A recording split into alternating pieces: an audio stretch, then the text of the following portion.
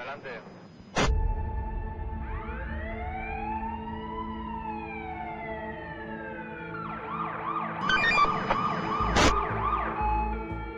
Preparando policías. Una visión global de las fuerzas y cuerpos de seguridad, las oposiciones y la preparación.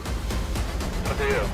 Hola a todos, bienvenidos a un nuevo episodio de Preparando Policías. Hoy tengo el placer y el honor de tener aquí conmigo a un amigo y un competidor interesante sobre un deporte que a mí me apasiona, que es Santiago Martínez Ocaña. Santi, bienvenido a Preparando Policías. Muchas gracias, te agradezco la invitación. Es la primera vez que grabo un podcast y bueno, esperemos que ya verás cómo va a salir bien, porque esto va a ser una conversación en amigos, pero bueno, aquí hay mucha gente que en un inicio no va a entender, a lo mejor, primero quiero que te presentes. ¿Quién es Santi Martínez en el ámbito del deporte de halterofilia? Quiero que me digas tu bagaje deportivo. Bueno, Santi Martínez empezó bien jovencito, con 10 años, a practicar halterofilia. Es un deporte que ya me venía de familia. Mi primo José Luis estuvo en los Juegos Olímpicos de Seúl y de Barcelona. Y a partir de ahí pues he estado 13 años en el equipo nacional, en centros de alto rendimiento. Estuve en la residencia Blume de Madrid, luego estuve en el CAR de Sant Cugat del Vallès y bueno, he llegado a participar en 8 campeonatos del mundo seniors y en los Juegos Olímpicos de Atenas. Bueno, eso ha sido, digamos que sepas que eres el primer atleta olímpico que tengo aquí sentado en el sofá, ¿sabes? O sea que nada, para mí quería explicar un poco la relación de Santi. Santi tiene una doble vertiente por la que es interesante. Primero, por ser un deportista élite y haber sido olímpico, que eso lo quiero tratar al principio del podcast. Y luego otra faceta suya profesional es que es mozo de escuadra. Entonces, luego comentaremos también en ese ámbito, porque ¿cuántos años llevas ahora de mozo? Pues mira, esa doble vertiente que dices se solaparon. Mientras yo todavía competía a nivel, incluso en los Juegos Olímpicos, ya había entrado yo como policía autonómico, mozo de escuadra en Barcelona. Empecé y antes de acabar mi carrera deportiva, por así decir, de manera profesional, pues ya hice las oposiciones para policía y ya pude compaginar unos años la doble vertiente como deportista y como policía. Entonces yo la primera pregunta que me has contestado así un poquito al inicio, pero bueno, viendo que tienes una tradición familiar, ¿cómo fueron tus inicios en la halterofilia? ¿Cómo empezaste tu desarrollo ahí en la práctica deportiva?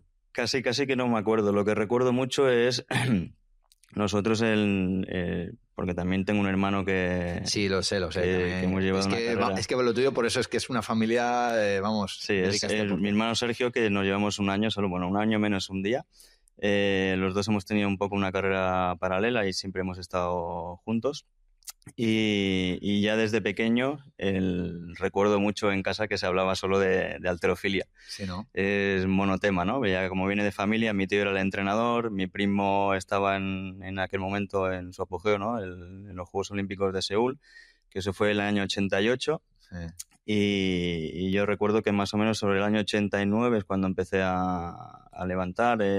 Tú eras de un año más que yo, ¿no? Del 80. Yo soy del 79. Del 79. Voy a hacer 45 ya en nada. Has entrado en otra categoría máster ahora, sí, a pasarla ahí. Sí, sí. Pero, y entonces, claro, yo veo que tienes ahí una vertiente muy familiar, pero para que no lo sepa, pues claro, yo tengo que hacer aquí una pequeña incidencia. La halterofilia es un deporte de fuerza en el cual se consiste en 2 movimientos, los 2 movimientos olímpicos. Y claro, para un niño pequeño, o sea, digamos que empezar esa trayectoria deportiva, ese deporte, claro, ¿tú qué comentario haces? Yo es que ahora ya lo conozco y sé la respuesta, pero ¿qué opinas tú de los deportes de fuerza? Esos pequeños mitos que hay ahí, ¿qué puedes decir tú que ha sido lo que te ha condicionado ahí a trabajar a nivel positivo? Bueno, eso es un mito que yo desde pequeño recuerdo el médico, yo tenía dolor en las rodillas, que es el hueso del crecimiento, que le llaman el óvulo láter. Sí. Siempre lo he tenido de pequeño y lo que recuerdo del médico me decía que no hiciera halterofilia. Me acuerdo de mi madre que estaba preocupada por eso, ¿no? Y me daban calcio para los huesos. Ha avanzado mucho, el tema deportivo. Ha cambiado bastante la cosa. Solo con el tema del calcio. Yo recuerdo una vez que tenía problemas en la rodilla, me hice una densitometría ósea y los levantadores de pesas tenemos la densidad ósea muchísimo más alta que la población en general. O sea, eso ya es un punto a favor, ¿no? Hombre, yo que toco ahora el deporte, fíjate que tú ahora estás como, luego hablaremos un poquito medio retirado, y sigues levantando unas cargas que para el resto de los mortales, o sea, que hemos empezado mucho más tarde, las vemos prácticamente inalcanzables y para ti es, en este sentido, es a medio gas y yo creo que es por la fuerza general y la fuerza articular que te has generado en tu época adolescente. Claro, es la preparación de muchos años. Claro, piensa que tengo ahora pues 45 que voy a hacer, son 35 años que estoy metido ahí en la halterofilia y los pesos que levantaba antes con los que levanto ahora, en comparación, pues para mí por dentro pienso que es como ridículo, ¿no? Pero siguen siendo pesos que a nivel competitivo pues son bastante altos. Claro. Por ejemplo, el año pasado que competí en el Campeonato del Mundo con 44 años, Campeonato del Mundo Máster, para mayores, que digo yo, Pero, logré hacer 145 en snatch, en arrancada. O sea, todavía son pesos que... Eso es una barbaridad. Que son bastante... El que pilota un poco, vamos a poner, a mí que me veis ahora diréis, hombre, Iván, que está fuerte, que es grande. Yo lo máximo que he levantado han sido 102 kilos, o 103 creo que fue la última vez, y para mí eso ha sido, vamos, o sea, estamos hablando de un 40% más de fuerza con respecto a mí, y que soy una persona fuerte. La constitución que tengo yo es fuerte y tengo fuerza física y tal, para que veáis un poco lo que es el trabajo de... Claro, ahí está la diferencia de empezar con 10 años en el deporte. No sé si te contesto la pregunta de que ahora se ven cada vez más niños jóvenes. Comparado a cuando empecé yo, nosotros sí que empezamos mucho con la técnica y estuve bastantes años que de peso no me ponía mucho peso.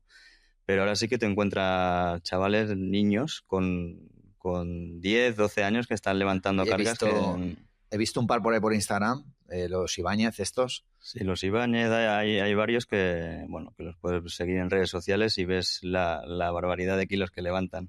Dices, es que es una locura. Entonces, relacionado con esto, tú, digamos que empiezas con tu trayectoria técnica, etcétera, y veo que, que empiezas, hay un momento en el cual pues se te empieza a dar, y yo quiero ir ahí al momento en el que empiezas a entrenar ya más seriamente, para que me expliques cuál era ¿cuándo empiezas a entrenar más y qué horas dedicabas al día? Yo creo que empiezo seguro en la halterofilia por tradición familiar. Mi tío era el entrenador, mi primo competía, yo lo veía ahí, incluso pude ir en el año 92, que tenía 13 años, a verlo allí en directo en los Juegos Olímpicos. Eso, una motivación. Pues eso, claro, es una cosa que dices, yo quiero ser como él, ¿no? Pero creo que cuando empiezas a ir a competiciones, empiezas a ganar trofeos, llega un momento que no te das cuenta y estás tan dentro de ello que parece que como que no puedes salir. Dices, pues ahora quiero ir primero en un campeonato de Cataluña, luego quiero ir a un campeonato de España, cuando compites ya a nivel nacional, luego quiero ir a una competición internacional y no te das cuenta, ya estás metido ahí en el mundo y casi que no puedes salir ya, ¿no? Claro, y ahí empiezas ya, digamos que das un salto en el tema de entrenamiento, ¿no? Entonces empiezas a dedicarle más horas, ¿no? Correcto, yo cuando empiezo a entrenar, no empecé directamente con mi tío, que era el entrenador de Gerona. En Gerona había un centro de tecnificación, pero empiezo a entrenar en un club normal, que es en Sal, donde yo vivía. Y desde el centro de tecnificación, que era mi tío, cuando veía que algún levantador pues ya apuntaba maneras, se lo llevaban para ese centro de tecnificación. Uh-huh. Y ahí empiezo a nivel de municipio, a nivel regional, a nivel de Gerona, ¿no? Entonces ahí empiezo a participar en competiciones y ya con 16 años es cuando me seleccionan para ir a un campeonato de Europa Sub-16, que ya había participado en uno con 14 años, en el año 93, en Hungría. Y a partir de ese campeonato es cuando me proponen ir a Madrid a entrenar con un entrenador que vino que en aquel momento llevaba poco, era un entrenador cubano, y el proyecto me gustó y nos fuimos para Madrid. A la aventura, y ahí ya era vivir para entrenar, ¿no? Allí era vivir para entrenar. Recuerdo que cuando empecé lo pasé mal, porque yo venía de mi casa de entrenar por la tarde, por la mañana en ese momento estaba estudiando FP1, y iba por la mañana a la escuela a estudiar y entrenaba una sesión por la tarde. Y entonces llegué a Madrid y fue el cambio de entrenar por la mañana, entrenar por la tarde, y luego me apunté a continuar mis estudios de FP en nocturno, de 6 a 10. Claro, aquel chaval de 16 años iba al FP nocturno en aquel momento los veía yo mayores, ahora ya tengo ya esa edad, hombres de 40 años, ¿no? Y estaba como un poco Fuera de descolocado. sitio. Fue complicado los inicios, sí. Pero bueno, creo que eso forja también un poco el carácter y supongo que para luego tu época deportiva pues te habrá servido toda esa experiencia, ¿no? Eso forja y mucho el pensar, bueno, salir de casa con 16 años, estás allí con tus padres, que lo tienes todo y sí que es cierto que te vas a un centro de alto rendimiento, que estás un poco como tutelado, ¿no? Pero al final eres tú, si no eres capaz de ir haciendo tú las cosas, nadie me llevaba a estudiar fuera. Por aquel entonces en el Centro de Alto Rendimiento de Madrid no había, ahora sí que lo hay, un instituto para poder cursar los estudios allí mismo. Ahora está mucho más preparado. En aquel momento que tenía que salir fuera de Madrid, tenía que coger 2 autobuses y tal, Y para, moverte. para mí era un mundo completamente diferente. ¿Cómo sería un día de Sergi Martínez en aquella época? Yo lo recuerdo bastante duro. Era el levantarte por la mañana, ir a entrenar, intentar descansar para hacer una segunda sesión y luego salir pitando para irte al nocturno. Yo recuerdo que llegaba a las 10 salía a las 10 de la noche del instituto y algunas veces cogía un taxi. Un chaval de 16 años que por aquel entonces recuerdo que nos pagaban 25.500 pesetas No sé, y a veces cogía un taxi para llegar a la residencia. En la residencia tenía la comida que me la habían guardado de la cena, porque el horario de la cena a las 10 cerraban, y se me hizo bastante duro que al final no acabé los estudios. Esa es una de las cosas Qué bueno que se te quedó ahí que uno pendiente. se puede arrepentir, sí. Y en ese sentido, para que la gente lo entienda también, ¿cuánto era una sesión de entrenamiento? ¿Cuánto tiempo era y en qué intensidad? Realmente en halterofilia no puedes estar ahí. Sí que hay deportes como por ejemplo natación sincronizada que hablan de que entrenan 7, 8 horas al día. Yo no veo un levantador de pesas que entrene 8 horas diarias levantando pesas. Nosotros más o menos entrenamos 2 horas, 2 horas y media por sesión. Hacíamos 2 horas, 2 horas y media por la mañana, 2 horas, 2 horas y media por la tarde, pero siempre variando durante la semana. No siempre estábamos haciendo 2 sesiones. Teníamos normalmente el sábado por la tarde, el domingo de descanso, y luego entre semana no siempre hacíamos 2 sesiones. Vale, era por el tema de recuperación muscular, ¿no? Claro, es que si no es muy intenso. Correcto, al final piensa que un levantador de pesas y sobre todo los de categoría altas que mueven más peso, al cabo de la semana son muchas toneladas movidas. Claro, eso al final a nivel de prevención tienes que regular un poco, claro. Sí, para eso tenemos el entrenador que va sabe calculando. planificar y que está día a día ahí viéndote, ¿no? Y sabe cuándo te puedes estar pasando, cuándo vienen dolores. Es una manera, pues, bueno, saber planificar es bastante importante. Y luego, bueno, antes de entrando un poco en tu experiencia en las Olimpiadas, cuando tienes ese camino, ese objetivo, entiendo que tenías que llegar a un límite, un objetivo para poder marcar la marca para clasificarte. ¿Cómo recuerdas tú esa evolución de ese entrenamiento, de esa preparación? ¿Qué recuerdas tú de ahí? Yo realmente en el tema de los Juegos Olímpicos tengo ahí un poco, realmente, y eso siempre es dentro de mi opinión, ¿no? Podía haber estado en 3 Juegos Olímpicos realmente. Recuerdo en el año 2000, que fueron los primeros en los que podía haber clasificado. Me quedé a un puesto de clasificar en el ranking mundial, tenían que clasificar los 15 primeros y quedé el 16 empatado con el 15. Entonces me quedé fuera. Aparte fue un año duro porque fue el año que perdí a mi padre, en el año 2000. Tenía 21 años, todavía estaba en Madrid yo. Y luego los Juegos Olímpicos de Atenas, que en eso sí que logré clasificar y participar.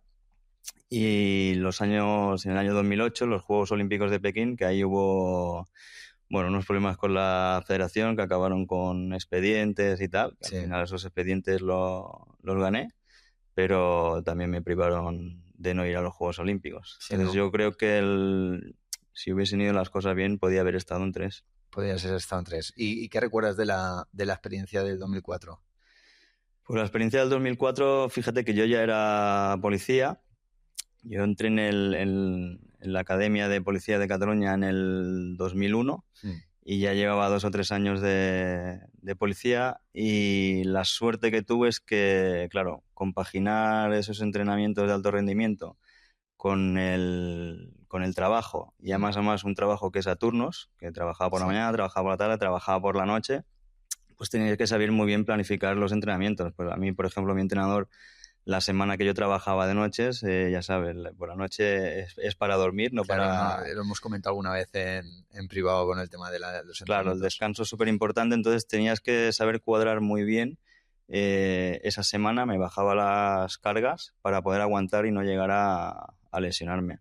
Claro. Entonces, sí que es cierto que desde el cuerpo de la policía tenía un jefe fantástico que me ayudó muchísimo en el tema de poder compaginar los entrenamientos, incluso si tenía concentraciones, las competiciones, todo eso, me adaptaban bastante el horario para poder seguir con el deporte. Claro. Y al final tuve la suerte de eso, que clasifiqué para los Juegos Olímpicos siendo ya policía, que por cierto en esas Olimpiadas fuimos dos Mossos, dos policías, que somos de la misma promoción y que además los dos cuando nos presentábamos tenemos un poco como vidas paralelas. Ah, ¿sí? Él estaba en el CAR de Sant Cugat y yo estaba en la residencia Blume de Madrid. Y nos encontramos. Él practicaba lucha grecorromana. Ah, ostras. Y nos encontramos los dos en las... Mentira, el año que nos presentábamos estábamos los dos en Madrid y no sabíamos ni uno ni el otro que nos presentábamos y nos encontramos en las pruebas físicas en el CAR de Sant Cugat. Es curioso.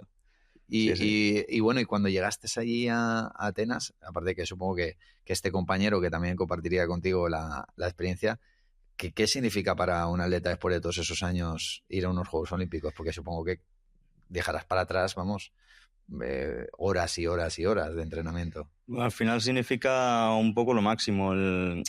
Realmente lo máximo sería ser campeón olímpico, claro. Pero no nos engañemos. Hay deportes que a lo mejor depende cómo vaya la competición o la preparación, puedes tener más suerte o menos suerte. La halterofilia... lo marcado. Yo sé que sabía en ese momento que cuando iba a competir, si tenía una buena participación, una buena competición, podía entrar entre los 8 primeros, pero sabía de sobras que el medallista no lo iba a ser. Entonces, bueno, mi objetivo era la clasificación y luego sí que es cierto que una vez ya pues has clasificado, pues quieres más, ¿no? Y al final el querer más era pues mejorar mis marcas, hacer los récords de España y si mejoraba mis marcas y hacía récord, pues estaría pues lo más arriba posible. Y que al final quede noveno. Muy bien, bueno, pues más o menos dentro de lo que, digamos, de lo que tú te manejabas, es lo que hablamos, la gente a lo mejor no entiende, pero en halterofilia tú vas con unos pesos ya marcados que sabes cuáles son tus máximas y sabes el de los rivales y depende cómo hay factores que intervienen, pero tampoco van a ser un vuelco en la clasificación. Correcto, pero... al final la competición... Fue muy bien porque mejoré mis marcas en competición en la categoría que yo competía, que eran 94 kilos. Ahora las categorías las han cambiado, ahora 89 y 96. La mía en aquel entonces era 94 kilos, pero al final hice 175 de arrancada. Fallé 180, que eso también me ha quedado un poco ahí la espinita de los 180. Los había hecho una semana allí entrenando y en 2 tiempos levanté 207,5.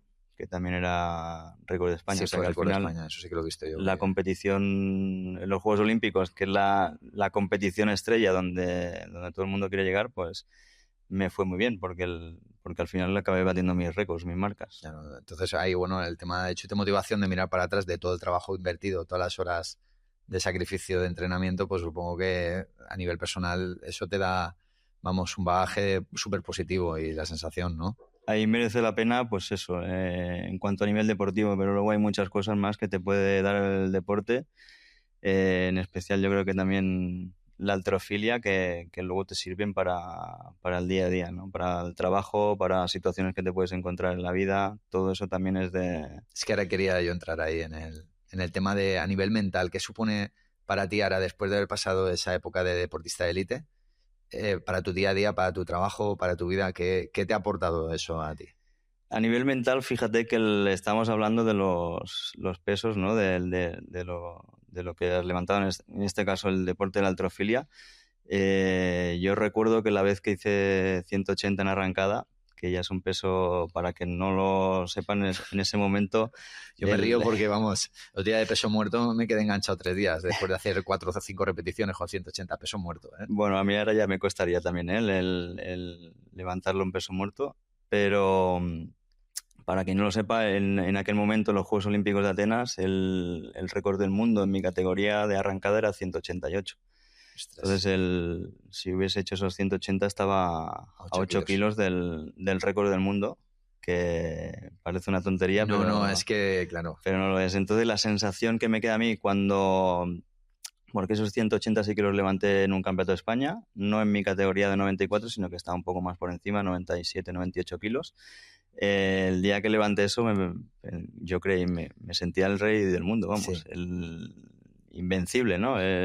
Luego con los años la cosa cambia, ¿no? Porque empiezas a cumplir años, aquella condición física baja, ¿no? Pero sí que es lo que hablábamos, que te ayuda muchísimo en el día a día. Un levantador de pesas, yo se lo digo a muchos de los levantadores a los que entreno ahora, estás continuamente poniéndote a prueba, porque al final sí que es cierto que estás haciendo el mismo movimiento, pero siempre te estás enfrentando a algo que nunca has hecho, que es levantar un poco más. Claro, ¿vale? sí. Entonces, tu cabeza, por mucho que hagas un snatch o un clean and jerk, que estás acostumbrado, que has hecho 50.000, al final con ese peso no lo has hecho nunca. Te estás enfrentando como a una cosa nueva, ¿no? Claro, es un reto. Yo es que te entiendo en mi parte, antes lo hemos comentado, a mí a nivel personal yo empecé muy tarde con el tema de halterofilia, pero es la sensación que has dicho primero, la de levantar algo a mi nivel, la satisfacción personal que obtienes en ese momento, creo que en pocas cosas la he notado yo, ni cuando jugaba fútbol metía un gol, no, es una sensación de satisfacción personal brutal. Y yo creo que además quiero abogarte y quiero preguntarte, porque ahora se está dando a conocer mucho los deportes de fuerza, su beneficio de la salud. Y antes lo estábamos comentando, que con nuestra edad tenemos que mantenernos.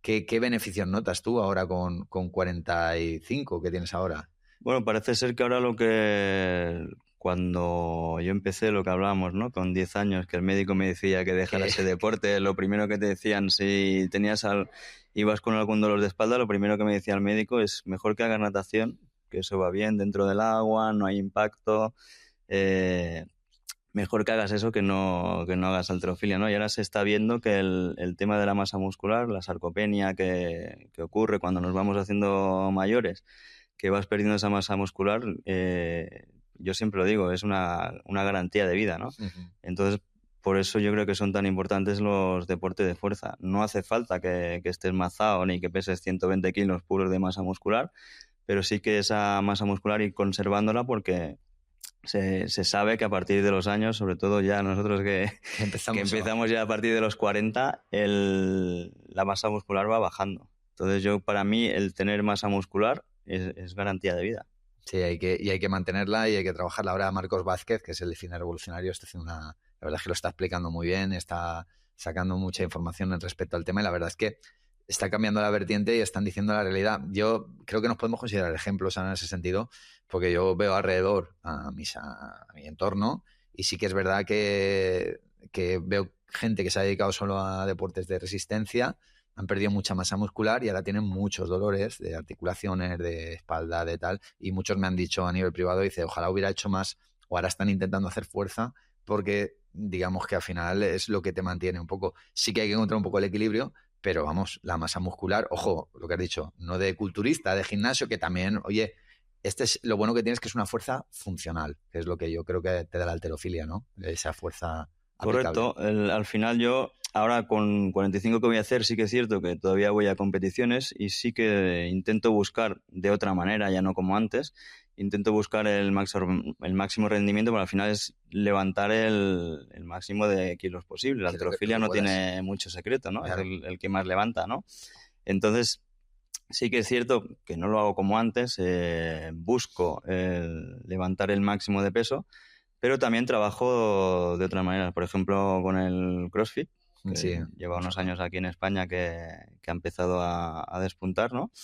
Y a veces pues practico, quizá practico más CrossFit actualmente que levantamientos pesados, ¿no? Sí. Al final ya con cierta edad el tema técnico no lo necesito tanto. Sí que es cierto que tienes que ir trabajándolo igualmente, aunque lleves tantos años, pero quizá no lo necesito tanto y trabajo más en CrossFit y un poco más hago el entrenamiento a mi medida, ¿no? Los Sí, lo watts, estábamos hablando antes de que hay ejercicios que nosotros ya tenemos que modificar para que se nos adapte un poco a... Correcto, busco de no hacer tantos ejercicios que tengan un compromiso articular. Luego hay otros que directamente no sé hacerlo. Por ejemplo, yo no sé hacer un double under, que la gente allí en el gimnasio me dice, como un tío que ha levantado 180 en arrancada no sabe hacer double under. Pues es una cosa que tampoco he practicado. Y la suerte que tengo es que, bueno, pues llego allí al box, ¿no? Y puedo hacerme un poco el WOD a mi medida. Claro. Y según cómo esté ese día, pues puedo hacer una cosa u otra. Los días claro, ya no entreno tanto como antes. Ahora, normalmente una semana entreno 3 veces a la semana. O sea, no puedo hacer más entrenamientos bueno, tengo un crío, Sí. Tienes que hacer muchas cosas que antes no tenía, ¿no? Antes estaba en una residencia Dedicado solo al tema deportivo y a tu vida. Ahora todos llevamos una vida personal, una mochila, y ahora es intentar compaginarlo lo mejor posible. Correcto, tengo otras obligaciones y quizá hay veces que me gustaría entrenar más, pero otras veces ya me va bien. Bueno, pues como te decía, tu doble vertiente, que tenemos muchas cosas en común. Primero, yo como aficionado, porque a la halterofilia y al CrossFit, que sabes que también tengo lo del box de CrossFit, opino totalmente como tú en lo que estamos hablando, además a nivel privado. Sí que es verdad que yo quiero implementar un poquito algún entrenamiento de haltero, porque si no pero sí que es verdad que solo con él estoy manteniendo fuerza. Esos son los hobbies, pero luego compartimos algo, los dos también, que nos dimos cuenta pues hablando el año pasado en el Campeonato de España, que los dos, bueno, yo soy policía local, aquí en la Comunidad Nacional, tú eres policía autonómico, Mossos Escuadra, y bueno, explícame, porque claro, este podcast va orientado a profesionales, a compañeros y a opositores. Entonces, ese sacrificio del deporte de élite, ¿qué te sirvió para afrontar la oposición? ¿Qué te benefició a ti de cara a otros? Claro, fíjate, yo cuando decidí presentarme a policía lo hice bueno, siempre había escuchado toda la vida, el deporte no es para siempre, tienes que prepararte. Sí. Entonces el año clave para mí fue el año 2000, cuando no me clasifiqué para los Juegos Olímpicos. Vi que llevaba muchos años entrenando para esa competición, para participar en los Juegos Olímpicos, y al final no te clasificas, ¿no? Y al final el desencadenante que tuve también es la muerte de mi padre. De tu padre. Yo también lo viví en la época mía de la oposición, me pasó lo mismo. O sea, que entiendo lo que... Y claro, quizá el desencadenante fuese, ¿no? Que buscas ese futuro, ¿no? Y decidí, estando en el equipo nacional en Madrid, presentarme a policía. Me apunté en una academia en el año 2001 y bueno, a partir de ahí empecé a prepararme. Tenía que ir a Barcelona a hacer las pruebas, la prueba teórica, los psicotécnicos, las pruebas físicas. Claro, las pruebas físicas, por ejemplo, son muy diferentes a lo que había hecho yo toda la vida. Yo, levantador de peso, correr es un poco como...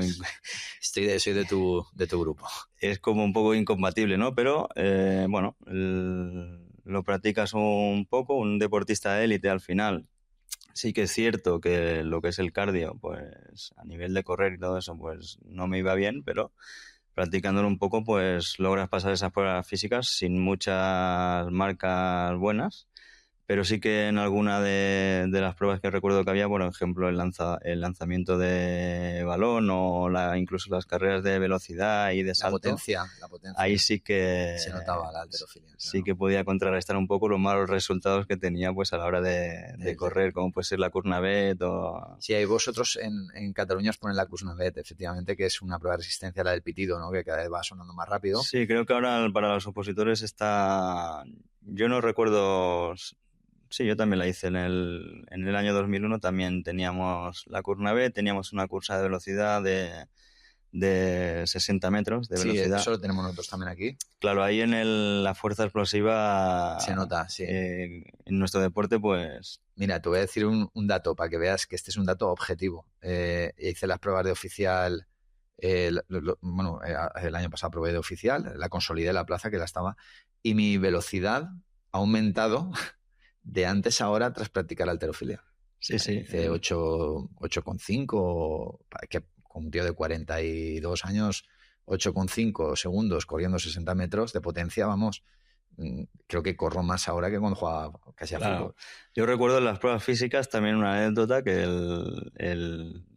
teníamos que hacer el salto a pies juntos, ¿no? Y recuerdo que habían puesto pues una cinta métrica en el suelo de 2,90 metros. Sí.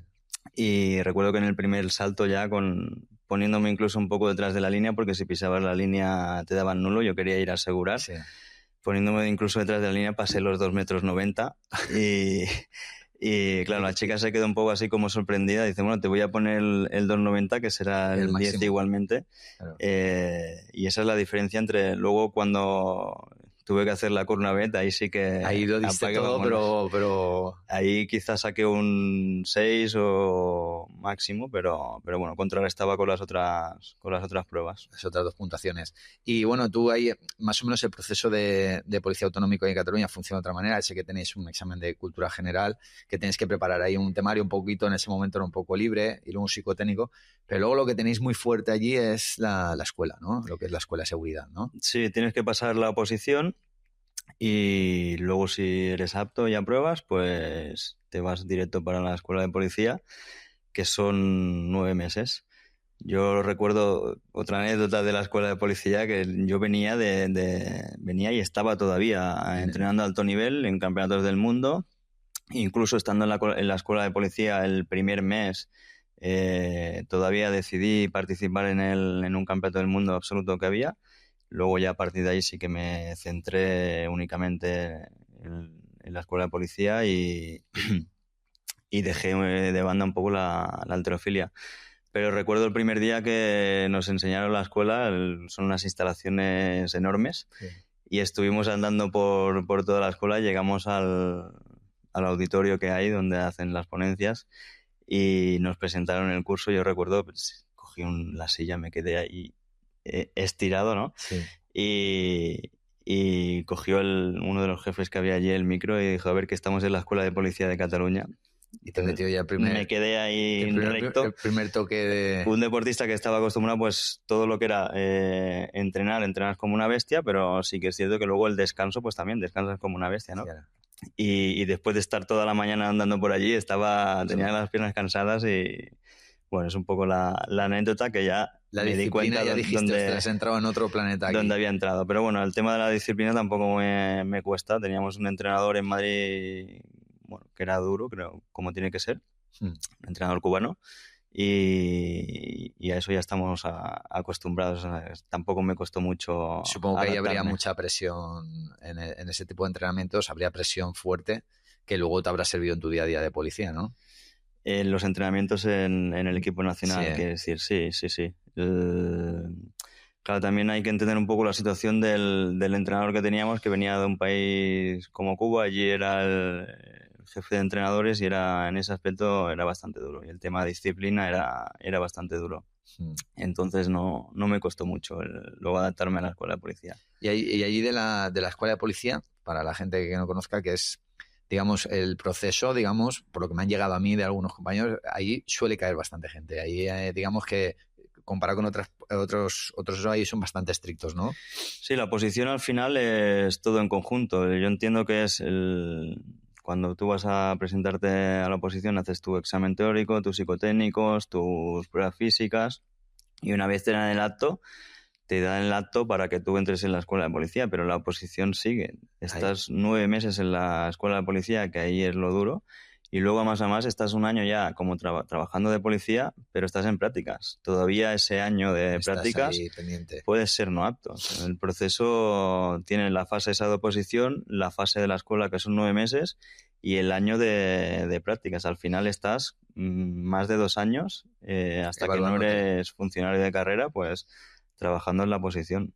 Claro. Y de ahí de lo que es la formación, porque tengo entendido, han cambiado 20 años, habrán cambiado muchas cosas, pero ya me acuerdo que era un poco referente la Policía Autonómica, los Mossos d'Esquadra. ¿Y qué es lo que más, digamos, te acuerdas de la academia que te sirvió a nivel práctico? ¿Qué es lo que más recuerdas que dijiste, estos profesionales me enseñaron bien? Bueno, para que sepas un poco, el día a día en la academia era, nosotros empezábamos por la mañana y ya íbamos a formar, ¿no? El Sí. rollo, como parecía Eso un se hace poco aquí ahora también en el IBASPE, se hace igual. pues empezábamos la formación, ¿no?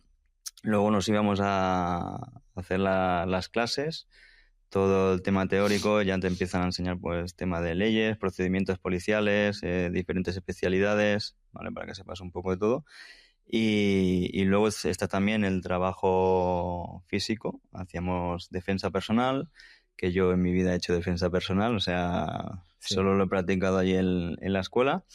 Hacíamos educación física y luego teníamos lo que eso llama un poco más la atención, las prácticas del bulevar, que le llamamos nosotros, que hay como unos bajos muy grandes que, bueno, simulan Supuestos prácticos. comercios. Sí, sí, eso es lo que me han dicho los escenarios, ¿no? Sí, y ahí es ponerte un poco, al final los actores somos nosotros mismos, pero sí que es ponerte un poco en una situación que te puedes encontrar en la calle. Y además dentro de la escuela también salíamos algunas veces a regular pues en Barcelona o en el área metropolitana a regular el tráfico. Claro, Que dentro de mi especialidad, que me dedico al tráfico, pues es una de las cosas que a veces te toca hacer, ¿no? Cuando hay accidentes o cuando tienes que... Bueno, pues sí, porque tú estás en la unidad de, digamos, de investigación, bueno, de tráfico de los Mossos, ¿no? Correcto, yo cuando entré, bueno, los primeros 3 meses de prácticas, yo hacía 1 año de prácticas, hacíamos el primer periodo de 3 meses y el segundo de 9 meses, y el primer periodo, curiosamente, estuve en tráfico, y luego el segundo periodo ya fui a seguridad ciudadana, y estuve siempre en la comisaría de Granollers, en el área metropolitana de Barcelona, haciendo seguridad ciudadana, porque en ese momento también me interesaba estar cerca del CAR, de Sant Cugat del Vallès, claro, porque estaba todavía compitiendo a nivel internacional. Y bueno, y entonces ¿cuándo pasas tú a la unidad de tráfico? Yo entré en el 2002, he estado haciendo seguridad ciudadana hasta el 2008, luego entré en tráfico. Si te fijas, en el 2008 ya es cuando los Juegos Olímpicos de Pekín, que ya no participé, y ahí ya dejé a nivel, digamos, profesional la halterofilia, ¿no? Y entonces ya pude hacer un poco laboralmente lo que a mí me gustaba. Yo cuando empecé en los accidentes de tráfico, porque aunque estés en seguridad ciudadana, siempre puedes intervenir en algún accidente de tráfico. Yo me sentía cómodo en un accidente de tráfico y me llamaba la atención, me gustaba. Entonces, a partir de dejar la halterofilia ya me decidí presentarme a tráfico, a la especialidad de tráfico, que vuelves a hacer una oposición, en este caso interna, de promoción, internamente, vamos, y vuelves a hacer un curso ya de especialización de investigación, ¿no? No, de tráfico. Estuve en tráfico 2 años y a los 2 años me presenté a investigación de accidentes. Sí. Que a partir del 2011, cuando yo empecé, se decidió hacer la investigación de accidentes a nivel regional. Antes eran todos los especialistas de tráfico, podían hacer un accidente de tráfico grave si le tocaba ese día. El que iba con la furgoneta, si había un accidente grave, le tocaba hacerlo. Pero a partir del 2011 ya se hizo la especialidad de investigación de accidentes de tráfico. Es como una subespecialidad dentro de la especialidad de tráfico. Hay transportes, puede haber el radar, ¿no? Sí. Y hay la especialidad de investigación de accidentes. Que ahí hacéis lo que son los informes técnicos, las reconstrucciones y las investigaciones de los accidentes. Correcto, ¿no? Ahí se intentó, pues eso, darle un plus, porque al final se veía que los accidentes graves, cuando hay personas lesionadas de gravedad, por ejemplo, una persona que quede parapléjica o una amputación, o muertos, realmente se jugaban, bueno, muchísimo dinero,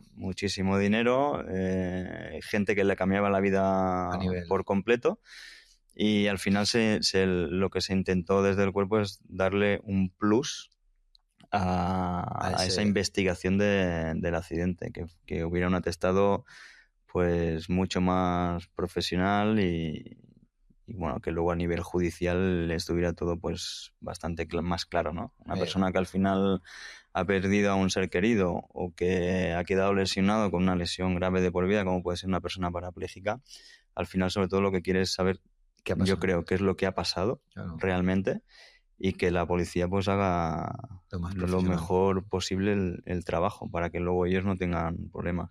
Sí, es que ahora entramos en una labor que es diferente, o sea, en un aspecto de lo que quería hablar contigo del podcast, que es el tema de, pues bueno, ahora tu vertiente profesional. Y antes ya habíamos comentado que yo también estuve unos años en atestados a nuestro nivel, pero sí que digamos que mis alumnos saben que les explica mucho sobre el tema de los informes técnicos, con la reconstrucción de accidentes, digamos que la policía local también en el casco urbano es competencia exclusiva y a veces no se le da la importancia, salvo en ciudades importantes, de esa labor. Claro, vosotros efectivamente estás dándole la pista, o sea, es una cosa que todos los argumentos que has dicho es para tomárselos en serio. ¿Cuántas investigaciones llevas a lo largo de tu vida? Pues mira, desde el año 2011 ahora, yo creo que he hecho más, pero de largo, más de 100 accidentes con víctimas mortales. Eso supone un trabajo, para que no lo sepa, de por lo menos un mes de investigación, ¿no? De reconstrucción. Correcto. Normalmente en los meses de verano y en Cataluña y en la provincia donde yo trabajo, en Gerona, tenemos mucha zona turística, aumenta los accidentes de tráfico y en verano tenemos muchos más accidentes que en invierno. Claro. Y bueno, tú que estás ahí en el tema de investigación, claro, tienes tanto la atención previa como luego los dramas posteriores de la investigación y de tener que, bueno, pues en este caso que personas fallecidas, situaciones, digamos, conflictivas, ¿no? Que habrás vivido, supongo. ¿Hay alguna que recuerdes que te llama mucho la atención, alguna investigación? El que me llame la investigación... que recuerdes de alguna manera, por algún motivo. Recuerdo accidentes que de llegar allí me parecen comunes. No, yo no he hecho ni la mili, ni el servicio militar, ni he estado en una guerra y Dios quiera que nunca tengamos que estarlo. Pero sí que parece que llegas allí, es como si ha pasado aquí, ¿qué ha pasado aquí, no? Una bomba. Una bomba, ¿no? Recuerdo, por ejemplo, un accidente con un autobús, siempre cuando hay, bueno, pues muchas víctimas. Recuerdo de llegar allí, ¿no? Normalmente cuando llegas a un accidente vas al trabajo, vas al lío, preguntas a las personas cómo se encuentran, aunque llegues allí y la veas que aparentemente está de pie, que está hablando contigo. Uh-huh. Siempre es bueno preguntarles. Es una cosa que aprendí de una doctora que tenía yo en el CAR de Sant Cugat, en el Centro de Alto Rendimiento. Mi doctora me dijo un día que tuvo un accidente el fin de semana y que llegó allí la policía, que ni siquiera le preguntó de cómo estaba, ¿no? Ella ya me dice, Santi, yo soy doctora, yo ya sé que estoy bien, pero a veces pasa eso, ¿no? Que llegas allí y te vas directamente a faena y ni siquiera preguntas a las víctimas, ¿no? Que creo que es lo más importante, ¿no? Y recuerdo ese accidente del autobús de llegar y no ponerme directamente al trabajo, sino quedarme mirando. Había como un terraplén donde había volcado el autobús y ver el número de víctimas que había allí. Y, madre mía, lo que tenemos aquí liado, ¿no? Pero luego ya te pones al lío y al final la investigación del accidente tampoco era muy complicada. A veces pasa que vas a accidentes que por el número elevado de víctimas es muy, muy grave, pero luego el accidente la complejidad no es complejo, es sencillo, ¿no? Y luego hay otros que a lo mejor pues tienes un lesionado grave que tampoco que puede tener a lo mejor una fractura con una intervención quirúrgica y tal, pero que luego el accidente es complicado de deducir qué ha pasado. Pero claro, ahí digamos que, bueno, yo siempre lo digo en los podcasts, la segunda causa de muerte en España de no natural son los accidentes de circulación. Sigue siendo es como si cayera, son mil víctimas prácticamente anualmente. Son lo que más investigaciones hacen a nivel judicial. Por lo tanto, las unidades de reconstrucción e investigación tienen esa importancia. Son los policías judiciales que más investigaciones hacen en España, con diferencia sobre un tipo delictivo y con toda la complejidad que conlleva. Supongo que tú también podrías hablar un poquito de qué son las principales infracciones en la conducción que observas actualmente o qué cuestiones son las más relevantes que estás viendo tú. Yo, mira, tengo la suerte en el cuerpo al que pertenezco, en esta unidad de investigación de accidentes, tengo la suerte que dentro de tráfico, cuando hay un accidente, tenemos un reconstructor, que ese es el que nos puede hacer un informe de velocidad, un informe del taquímetro, del tacógrafo, cualquier tipo de informe nos lo puede hacer él directamente, que es una persona ya que tiene más formación todavía. Es un perito, vamos. Correcto.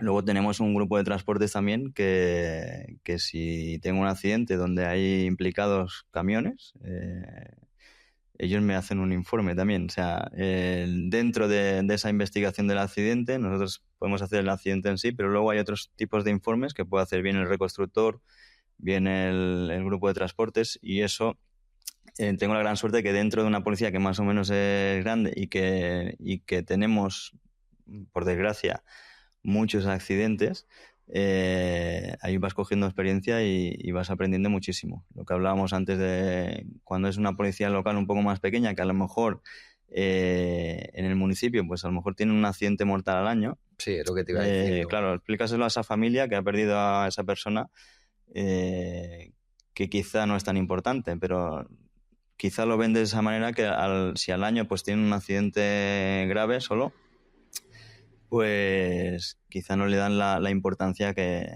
tienen. Yo te voy a decir ahí lo que podemos intentar para mejorar, a ver qué tú qué opinas como profesional. Yo he incidido mucho en mi plantilla y en general con los compañeros, que se me quedó muy grabado en el curso que hice yo de Policía Judicial de Tráfico, de que lo que tenemos que aprender los policías locales o todos los policías que tenemos que hacer llegar al lugar de un accidente como competencia, aunque luego no, es hacer una muy buena inspección ocular. O sea, lo que me reseñaron mucho, que nosotros si hacemos una muy buena inspección ocular, luego van a venir gente con más medios, con más preparación, con más experiencia y nos van a poder ayudar a realizar esa reconstrucción. Entonces yo creo que ahí lo que teníamos que especializarnos un poco es en la inspección ocular. ¿Y qué opinas tú respecto a ese? Correcto. Yo creo que lo que acabas de decir es imprescindible, es vital, vamos. Piensa que en un accidente de tráfico hay pruebas que son pruebas, por ejemplo una prueba de alcoholemia, que las podemos perder. Si al momento de ir esa persona, por ejemplo, un vehículo que se da la fuga, si esa persona no la encontramos en momentos posteriores y no se le puede hacer una prueba de alcoholemia, que dentro de los accidentes creo que mortales hay el 40% es lo que te quería preguntar, son causados por el tema de alcohol, y el tema de drogas que está subiendo muchísimo, casi que nos encontramos ya más pruebas positivas de drogas que de alcohol. Porque ahora tenemos medios también para... Ahora tenemos más medios, todo y que la prueba es diferente, pero sí que es cierto que prueba de drogas no estamos haciendo a mansalva como puede ser la prueba de alcoholemia, que lo tienes fácil con el aparatito, haces soplar a la persona y ya está. La prueba de drogas es un poco más compleja. Se hacen menos pruebas de drogas, pero hay muchísimos positivos. Y ahí dentro de los accidentes de tráfico, de los graves, donde hay víctimas mortales, el 40% son causados por el alcohol. O sea, en la investigación se ha determinado que el 40%, o sea, digamos, la causa principal o eficiente... En la investigación no, son estadísticas que salen de... Sí, pues como el AENA, ¿no? El ARENA, ¿no? El ARENA 2, cuando se hace el estadístico, no sé en Cataluña cuál haréis, entonces hacemos uno que va a la DGT y ahí se vuelcan, supongo, todos los datos. Realmente dentro de los accidentes de tráfico, ya sabes, es el factor humano. Sí. Ahí el factor humano entra siempre, las distracciones. Yo aquí sobre todo pienso que el ritmo de vida que llevamos ya como sociedad no nos favorece en nada a la hora de conducir. Vamos estresados, tenemos múltiples tareas que hacer durante el día y eso hace siempre que bajes un poco la atención, ¿no? A la hora de conducir. Incluso hay gente que aprovecha el momento de conducir, y si tiene que hacer un trayecto un poco largo a casa, pues para hablar con no sé quién, aunque lo haga con un manos libres, para hablar con no sé quién, para adelantar faena de cuando estamos haciendo una actividad que es la conducción, que es súper importante, que te puede ir la vida. Yo siempre le digo a la gente, mientras estemos en la carretera, a veces con usuarios que nos encontramos que se les ha averiado el coche, que han tenido accidentes, que nosotros mismos le vamos a dar el alto y los tenemos que parar en zonas seguras y tal, siempre les digo, mientras estemos en la carretera, piensa que estás en peligro. Y es así, estás en peligro porque no sabes tú sabes dónde estás, cómo estás colocado, si hay visibilidad, si no hay visibilidad, pero no sabes la persona que llega allí, que puede llegar con un camión, no sabes en qué estado está llegando. Si esa persona va bebida, si va drogada, si va utilizando el teléfono móvil y no presta la atención suficiente a la conducción y se te lleva por delante. Entonces, siempre digo lo mismo. Mientras estemos en la carretera, dentro de la vía, estás en peligro. Entonces, a tu juicio profesional, el tema de las distracciones de tráfico creo que ha subido la incidencia de los accidentes de circulación, ¿no? En estos últimos años, sobre todo con el uso de las telefonías, etcétera, ¿o cómo lo ves tú? Sí, el tema de la telefonía está a la orden del día. Ya no solo trabajando, que muchas veces nos ponemos al lado de una persona que va con el móvil y no se dan cuenta hasta que llevamos un rato al lado de esa persona, ¿no? Y luego se sorprenden y dices, ostras, ¿cómo puede ser? Normalmente el que va manipulando el teléfono móvil ya lo ves desde atrás, ¿no? Ves el tipo de conducción que hace, sí. Ves que se va hacia un lado, que se va hacia el otro, dices, este va hablando por el móvil o va haciendo, o puede ser alguno que te encuentres que hay una sintomatología de alcohol, ¿no?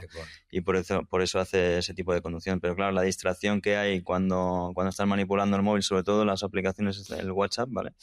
Que están ahí, los ves ahí mirando hacia abajo, están totalmente fuera de la conducción. No están pendientes de la ¿Tú crees que habrá ahí? Yo creo que habrá al final una evolución hacia infracción penal. Creo que al final el tema de la manipulación.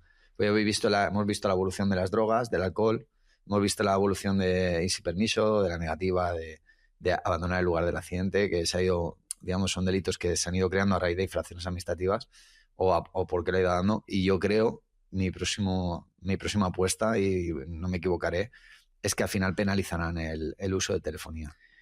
Yo creo que sí. Nosotros, la administración o el tema penal, siempre vamos un poco por detrás de la sociedad, ¿no? La sociedad va avanzando, siempre nosotros vamos un poco por detrás, pero al final con el paso del tiempo vamos viendo que ese tipo de conductas no son muy buenas y bueno, dentro de mi trabajo, por ejemplo, yo siempre hago, el tipo de atestado que hago es cuando hay lesionados de gravedad o muertos, ¿no? Claro. Entonces ahí entra mucho el tema de las imprudencias y para nosotros eso es una imprudencia grave, el ir manipulando el teléfono móvil. Claro. Si luego tienes un resultado que esa persona que iba manipulando el teléfono móvil es el responsable del accidente y además tienes un resultado de un lesionado de gravedad o un fallecido, tenemos ahí un delito de homicidio imprudente. Claro, que eso la gente no se da cuenta, que están siendo investigados por una imprudencia, por un homicidio imprudente o por unas lesiones imprudentes. Correcto, son cosas que nos encontramos en tráfico. En seguridad ciudadana sí que es cierto que podemos trabajar más, digamos,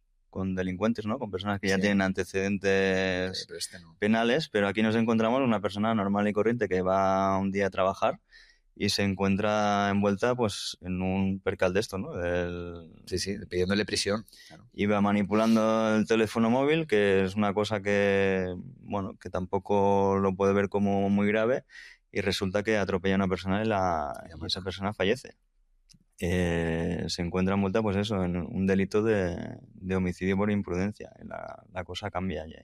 Sí, es lo que te digo yo, que la gente no es consciente de la situación, de lo que te decía yo, de las estadísticas y de lo que son los accidentes de tráfico y lo que se ven envueltos. La gente aún no acepta que están haciendo, porque efectivamente no es el típico chorizo, ladrón o delincuente que tocas en seguridad ciudadana, que es el habitual, que digamos. Estos son gente normal que de repente se ve en una situación que le cambia la vida. Correcto. Yo creo que una de las cosas que pueden pensar es el hecho de que a mí no me va a tocar, ¿no? Primero que yo soy joven, domino en el volante, domino la conducción y a mí no me puede pasar, nos puede pasar a todos. Es lo que te comentaba antes. Mientras estés en la carretera tienes que pensar que estás en peligro.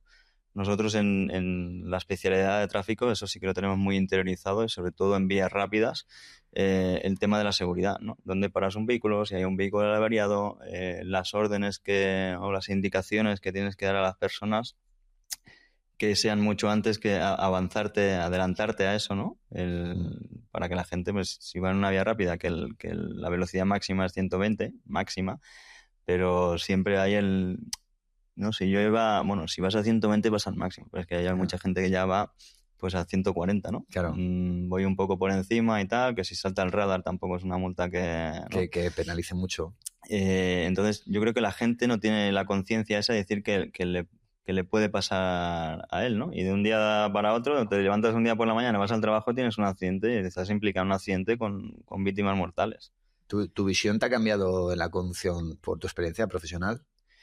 Yo creo que me ha cambiado sabes que los policías estamos, aparte de la conducción, ¿no? Del hecho en sí, de la actividad como conducción, estamos pendientes de otras cosas. Estamos pendientes de todo lo que nos rodea. Sí, nos rodea. Es un sexto sentido que he dicho yo que lo hemos compartido con toda la gente que ha venido por aquí por el podcast, desde donde te sientas, la gente que tienes al lado.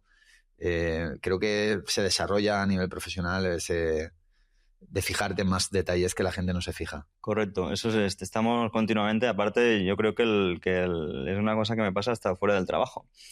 Estás trabajando y sí que estás pendiente, pero estás fuera del trabajo incluso y estás mirando placas de matrícula, estás viendo qué es lo que están haciendo, bueno, todo lo que te rodea.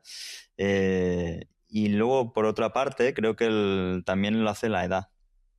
Cuando eres más joven, volvemos con el tema del deporte, que te crees que el día que haces esas marcas, ¿no? Que te crees el rey del mambo y llega un momento en la vida que al final te das cuenta que no, que somos vulnerables también, ¿no? Que, sobre todo cuando empiezas a cumplir años y entonces es cuando empiezas a coger un poco más conciencia, ¿no? De que, bueno, que quizá no tienes que ir tan rápido, que tienes que estar más presente en el tema de la conducción. Yo creo que también va por ahí un poco. Un poquito de concienciación.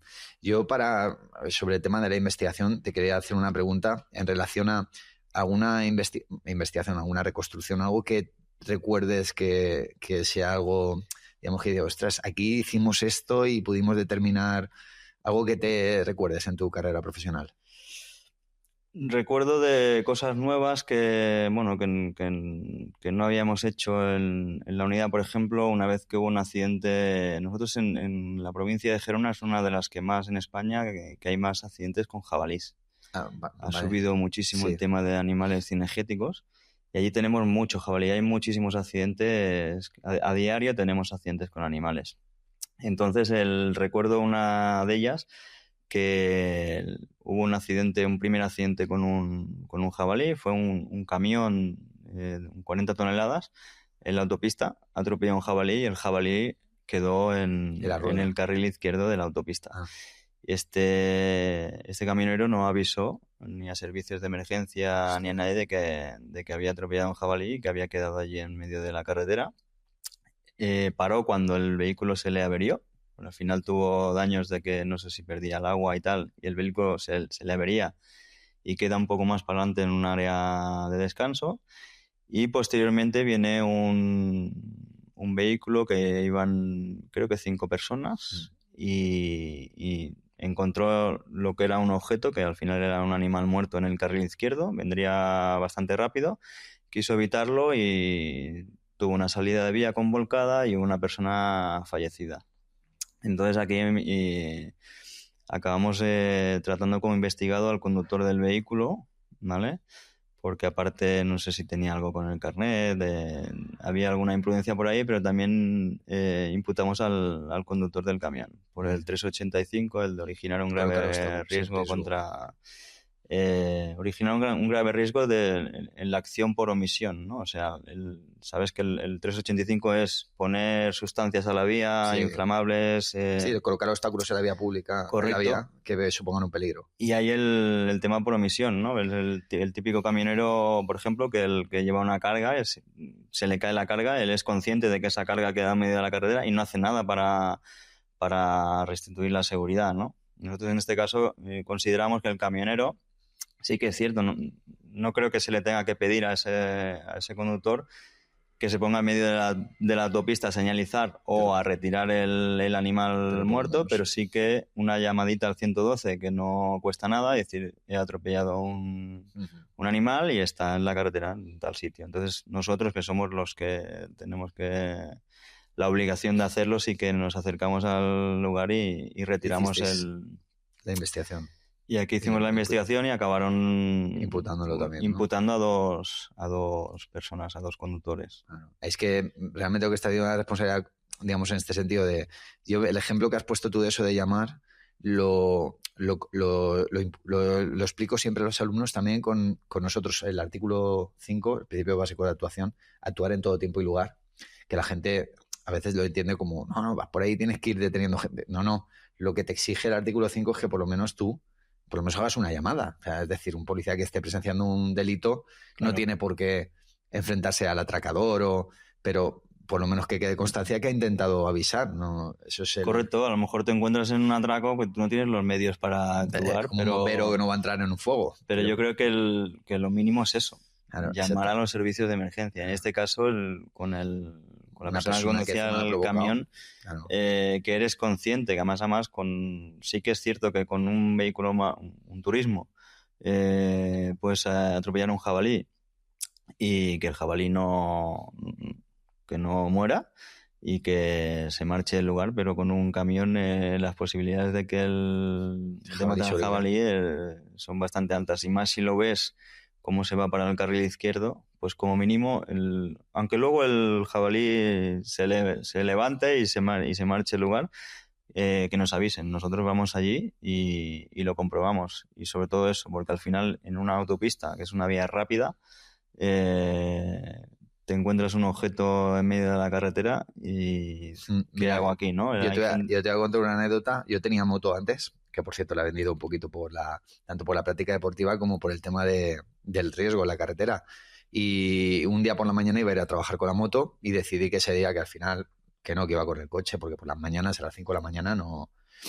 pues mira, ese día iba fue una de las circunstancias, iba por el carril derecho, iba 105, 110, la verdad es que yo por la mañana voy muy tranquilo a trabajar, por la autovía, y me salió una lechuza, un búho de estos gordos, y me reventó todo el frontal del coche. O sea, le pegué, y todo lo que era la calandra, imagínate un jabalí, con los kilos que pesa, claro, el efecto que puede hacer sobre un vehículo, sobre un turismo, y el riesgo que lo que estás diciendo tú, los animales. Pero a mí ese día me cambió la concepción, si voy con la moto. Correcto, con la moto, pero incluso en este caso con un turismo, vas circulando por el carril izquierdo a una velocidad, seguramente, ahora no lo recuerdo porque se hizo un cálculo de velocidades y tal, que es posible que fuera más de 120 km por hora, pero luego la reacción, quizás si le pasas por encima de ese objeto, pues no tienes el accidente que tienes, claro. Pero claro, las reacciones son instintivas, claro. A veces no sabes, no puedes determinar qué tipo de objeto es y a lo mejor tu primera reacción es esa, ¿no? Claro. Intentar evitar el accidente, pues haciendo una maniobra de esquiva. Claro. A esas velocidades, al final el resultado fue el que fue. Y luego dentro de los accidentes de tráfico nos encontramos cosas a veces que son surrealistas. Recuerdo un accidente en Barcelona que nos lo pusieron como ejemplo, como anécdota, el hecho de... hubo un accidente de una colisión por alcance entre un turismo y un ciclomotor. La colisión quedó grabada en cámaras y tal, y el conductor del turismo se dio a la fuga. Se ve como en la grabación se ve como el motorista vuela literalmente por los aires, llega casi fue en un túnel, vuela por los aires, y el conductor del turismo se marcha a su casa. Llega a casa, habla con su padre, el padre sabe que ha tenido un accidente y tal, y el hermano no estaba en casa. Resulta que al final a la persona que había atropellado era el hermano, con la que había chocado, ¿no? Al final te encuentras... Eso yo creo que es la... Y él no paró y era el hermano. No paró y era el hermano, sí. A veces te encuentras cosas que son... Yo le digo a mi mujer una frase con el tema del trabajo nuestro, que la realidad supera la ficción. Siempre lo he dicho, que la realidad supera la ficción totalmente. Todo lo que pasa en una serie de Netflix, que lo multiplica. Correcto. Yo me he encontrado recientemente a finales de año con una persona con la que estuve hablando porque tenía un familiar que tuvo un accidente y luego esa persona tuvo un accidente y falleció. Y hacía pues relativamente poco tiempo que había hablado con ella, ¿no? Son esas casualidades que al final dices, bueno, esto es una comedia. Bueno, pues yo, Santi, para ir finalizando... que siempre le digo a todo el mundo que sabéis que este podcast es para compañeros y tal, pero sobre todo también para opositores, ¿qué consejo les das a los opositores? A la gente que quiera ser policía, que quiera ser policía autonómico, ¿qué consejo les das tú? Bueno, yo cuando decidí presentarme a policía siempre, supongo que es la manera de ser, ¿no? Quise poner todos los medios a mi alcance para conseguir ese resultado, ¿no? Entonces, lo que te había comentado, yo me apunté a una academia también, sobre todo porque al final, si en esa academia tienes gente ya que son mismos policías, que saben ya un poco de qué va el tema, pues yo creo que el éxito está un poco más asegurado, ¿no?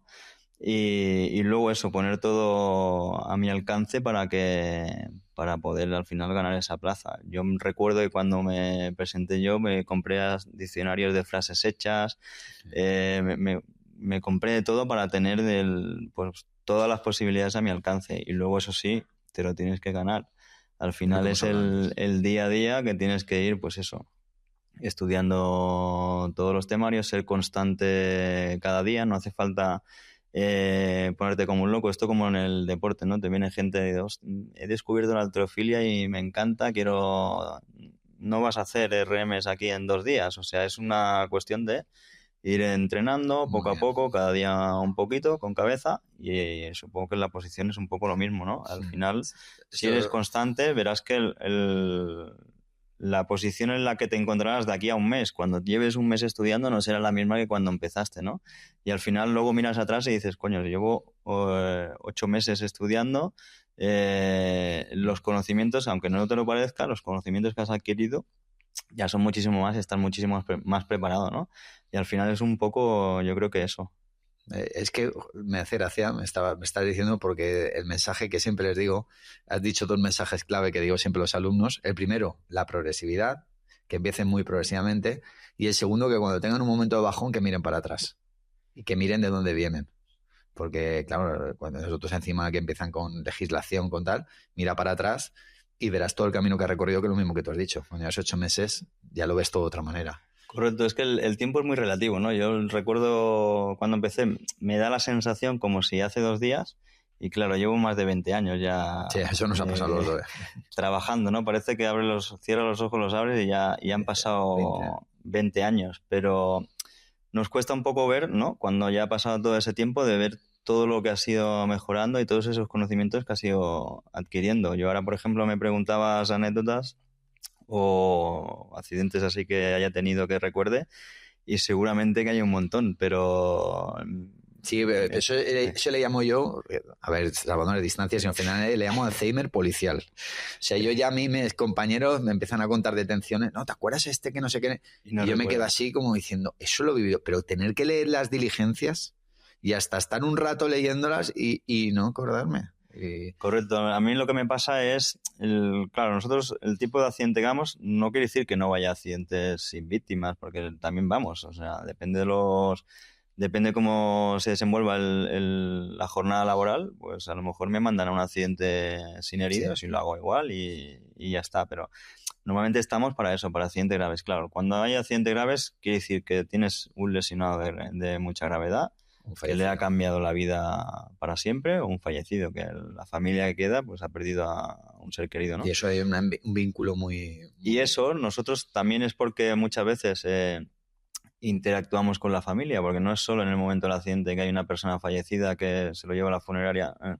Nosotros posteriormente pues tenemos que ir a buscar esos familiares, les tenemos que dar pues la serie de documentación que tienes que hacer para que entren dentro del proceso judicial y tal. Y al interactuar con la familia, pues también es una cosa que te queda, ¿no? Te queda ahí grabado y recuerdo realmente todos los accidentes que he hecho con fallecidos. Evidentemente no te los puedo nombrar ahora porque son muchísimos, pero lamentablemente.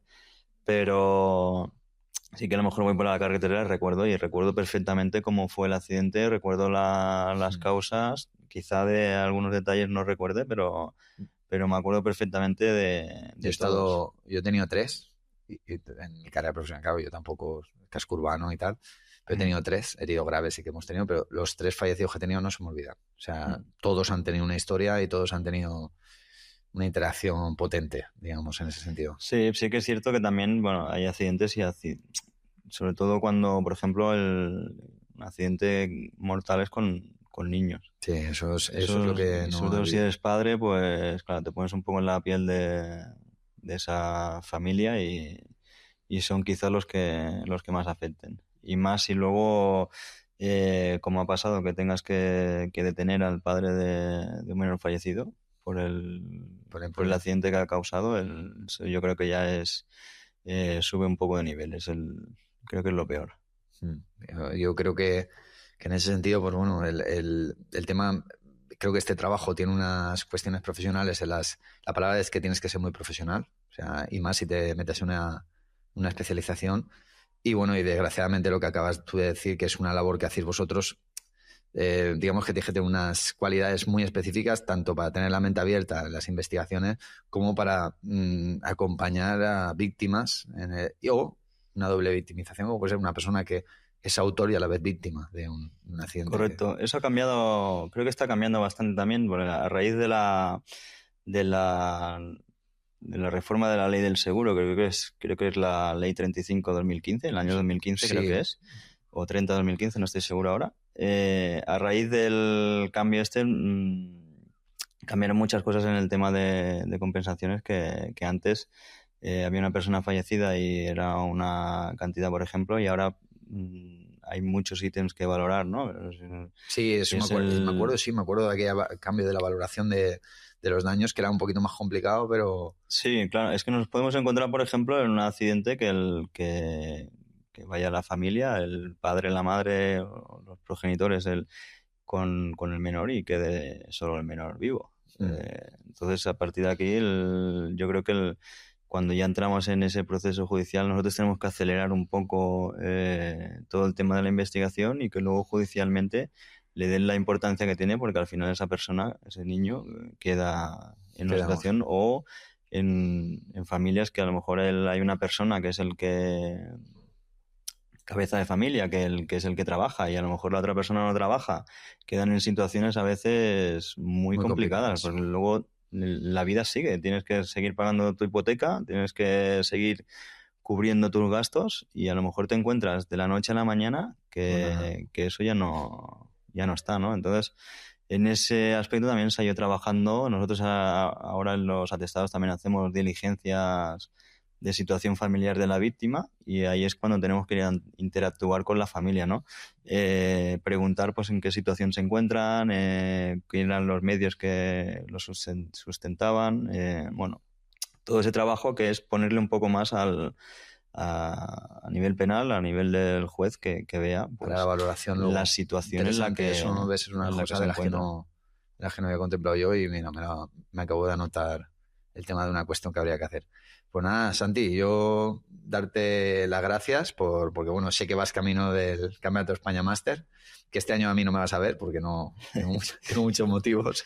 Perdona que te corte, yo siempre lo digo, que tenemos toda la vida por delante. Ahora, a nivel máster ya, cuando eres más joven y eres a nivel profesional, que si quieres ir a unos Juegos Olímpicos y tal, el tiempo apremia, ¿no? Sí, pero ahora lo ves todo Ahora lo ves de otra manera. Vamos a competir, pero también vamos a disfrutar. Yo intento hacer, bueno, pues cosas con la familia. Sí. Que el año pasado pudimos hacerlo en el Campeonato del Mundo Máster en Polonia, que fuimos la familia. Y además me fue muy bien porque creo que para mi hijo tuvo un buen aprendizaje allí. Sí, ¿no? ¿Por qué? Allí en el campeonato del mundo este año pasado quedé segundo. Sí. Y competí, la verdad es que muy bien. Al principio de año no estaba muy bien preparado, pero luego más o menos hice una buena preparación y tal. Hice varios récords del mundo, récords de Europa y tal, pero quedé segundo y mi hijo está acostumbrado a verme ganar, ¿no? Entonces, cuando acabó la competición me vino hacia mí y vino llorando. Dice, papá, que has quedado segundo, ¿no? Entonces creo que es un aprendizaje que me vino de perlas, no lo cambiaría por nada, porque él al final tiene que entender que no siempre se gana, sino que al final lo importante es eso. Yo dentro del tema deportivo pues pude llevar una planificación, competir lo mejor que pude y a más hice una muy buena competición y que luego no siempre en la vida se gana. A base de todas esas derrotas, pues uno va aprendiendo. Y yo creo, personalmente, que se aprende mucho más. Tuve la suerte de cuando llegué a Madrid, que empecé a competir internacionalmente, con 17, 18 años, no me llevaron a un campeonato, que era el favorito para ir. Y tuve esa suerte de no ir a ese campeonato y de la frustración esa que te produce, que siempre digo, se aprende mucho más de las derrotas que no de una victoria. Entonces el ejemplo que pudimos vivir el año pasado es fantástico para él, para que sepa que todo cuesta en la vida, todo cuesta y que no siempre se gana. Sí, mi frase es que para los opositores y tal es la capacidad de aguantar fracasos. Correcto, un poco la resiliencia, ¿no? Que está tan de moda la palabra, ¿no? Yo considero que aquí todos los que hemos conseguido algo es que hemos tenido capacidad de aguantar derrotas y fracasos y eso te incide a mejorar y a moverte y a hacer las cosas. Pues oye, Santi, ha sido un placer. Estás invitado aquí a mi casa cuando quieras. Espero que te hayas sentido cómodo aquí en el podcast. Me he sentido súper cómodo, te agradezco pues tu invitación y todo el trato que hemos tenido y evidentemente si se puede repetir un día, repetiremos aquí o por allí por donde vivo yo. Sí, me tocará ir a visitarte a Girona, que yo la halterofilia no la voy a dejar de lado, quiero meter algún entrenamiento más a la semana porque este año tal, pero el año que viene seguro que volveré a ir a Campeonato de España y te veré. Nada, un placer y igualmente, nada. El placer es mío, muchas gracias. Pues nada, pues como siempre digo, despedimos el episodio de hoy y bueno, y la frase de aquí de Preparando Policías, estaremos aquí y seguiremos preparando policías. Si quieres seguir disfrutando de este contenido, no olvides suscribirte en Spotify o en tu plataforma de podcast favorita. También recordarte que nos puedes encontrar en YouTube, en el canal Preopol Preparando Policías, en el que encontrarás también material e información en referencia a las fuerzas y cuerpos de seguridad y las oposiciones. También nos podrás encontrar en nuestra web de preparación de opositores, preopol.es.